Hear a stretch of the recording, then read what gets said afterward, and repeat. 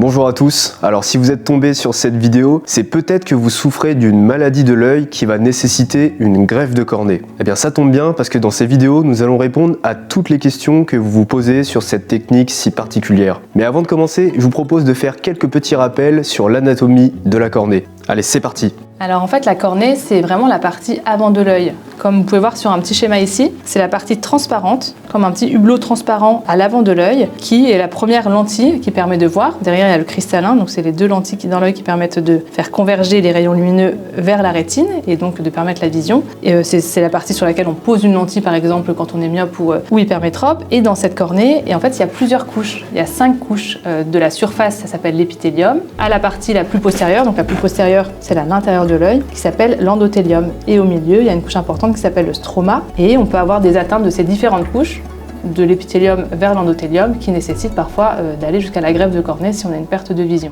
Alors vous venez d'apprendre que votre œil est atteint d'un kératocone. Mais du coup, de quoi il s'agit? En fait, le kératocone, donc ça c'est une pathologie plutôt du sujet jeune. Souvent on dit que ça apparaît quand on est adulte jeune ou à l'adolescence, suite à des frottements oculaires notamment assez intenses, et souvent quand on a des antécédents dans la famille de kératocone. La cornée, au lieu d'être une forme assez régulière comme vous pouvez voir ici, là, comme on dit comme un ballon de foot, ça se transforme, ça se cabosse, elle se déforme à la partie inférieure, et donc il y a un bombement et un amincissement, c'est-à-dire qu'elle est plus fine à la partie du bas, qui crée une déformation de la vision. Donc chez le patient jeune avec une myopie, un astigmatisme, et qu'on a du mal à corriger en lunettes. Okay. Et donc dans les stades très avancés, pareil, on peut devoir la corriger par une greffe de la cornée. Donc il y a une déformation de la cornée qui perd sa forme sphérique pour prendre une forme plutôt de cône. De cône, ouais, voilà, kératocone. Kérato en fait ça veut dire la cornée en grec, et cône comme un cône, c'est vraiment un endroit où au lieu d'être arrondi, c'est plutôt conique.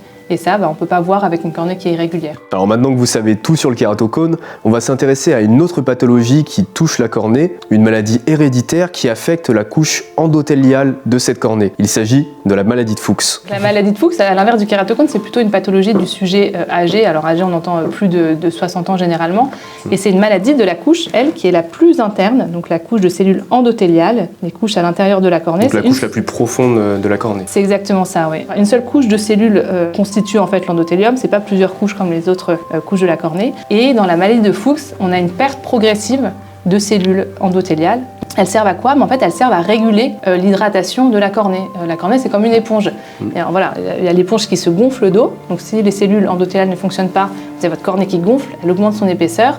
Et du coup, ça fait un trouble, on ne peut pas voir quand il y a de l'œdème. Et ça peut être une indication du coup à la greffe de cornée. Exactement. S'il y a une baisse de vision assez importante avec une gêne du patient et que le patient ne peut plus faire ses activités au quotidien, on doit aller jusqu'à la greffe de cornée, parce qu'il n'y a pas de traitement médical à la dystrophie de Fuchs. Le traitement, si elle est trop sévère, c'est forcément chirurgical, et donc c'est la greffe de cornée de cette couche de cellules malades, des cellules endothéliales. Bon, on a vu les principales causes, les principales maladies qui peuvent conduire à une greffe de cornée, mais est-ce qu'il existe d'autres causes? Une autre cause assez fréquente, c'est les cicatrices. Alors les cicatrices, elles sont de plusieurs origines. Elles peuvent être par exemple infectieuses, notamment chez les patients qui portaient des lentilles. Des gens qui portent des lentilles, qui se baignent avec, qui se douchent avec, qui ont ce qu'on appelle un mésusage, donc ils ne font pas trop attention à l'hygiène au niveau des lentilles. Ils peuvent faire des abcès de la cornée, donc des infections très sévères au niveau de la cornée qui souvent nécessitent une hospitalisation. Et dans ces cas-là, ils peuvent avoir une cicatrice, donc la cornée elle est plus transparente, donc ils ne peuvent plus voir. Et donc, il faut vraiment changer la partie de la cornée qui n'est pas transparente par une greffe de cornée pour récupérer de la transparence. J'espère que vous avez apprécié cette première vidéo sur les différentes pathologies de la cornée. Dans la suivante, on va s'intéresser aux différentes techniques qui peuvent être pratiquées pour la greffe. Allez, je vous dis à très vite.